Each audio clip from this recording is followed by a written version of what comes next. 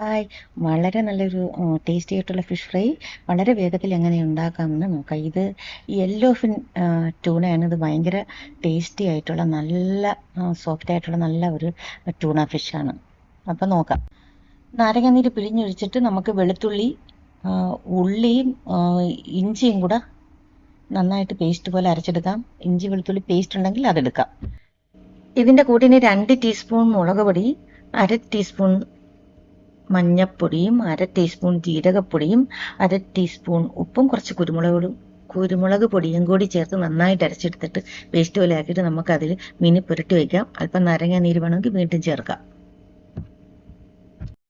നന്നായിട്ട് നമ്മൾ ഇത് പുരട്ടി ഒരു അരമണിക്കൂർ വെച്ചേക്കണമെങ്കിൽ മസാല നന്നായിട്ട് പിടിക്കുക. അതിനുശേഷം നമുക്ക് വറുത്തെടുക്കാം. കറിവേപ്പില അരിഞ്ഞതും മല്ലിയില അരിഞ്ഞതും ഉണ്ടെങ്കിൽ അതും ചേർക്കാം.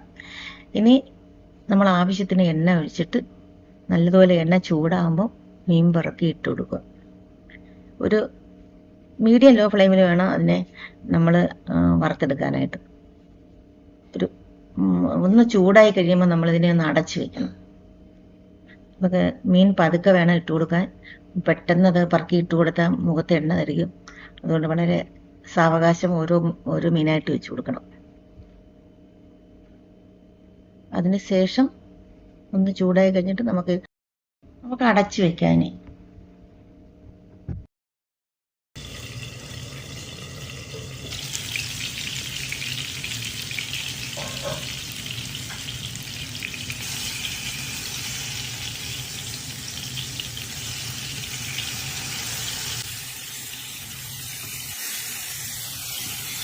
4 മുതൽ 5 മിനിറ്റ് വരെ എടുക്കും നമുക്ക് ഇത്രയും മുരിഞ്ഞ് കിട്ടാനായിട്ട്.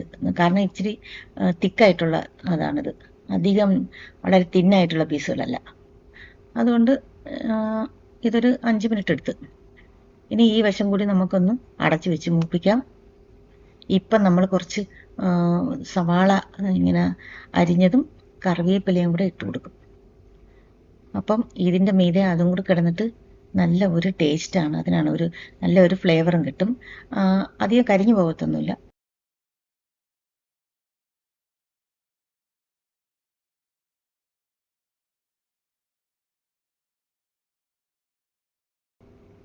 വീണ്ടും 5 മിനിറ്റ് ഈ സൈഡും ഞാൻ അത് മൂപ്പിച്ച് 2 സൈഡും നന്നായിട്ട് മൂത്ത് ഞാൻ കോരിയെടുക്കുകയാണ് എല്ലാം.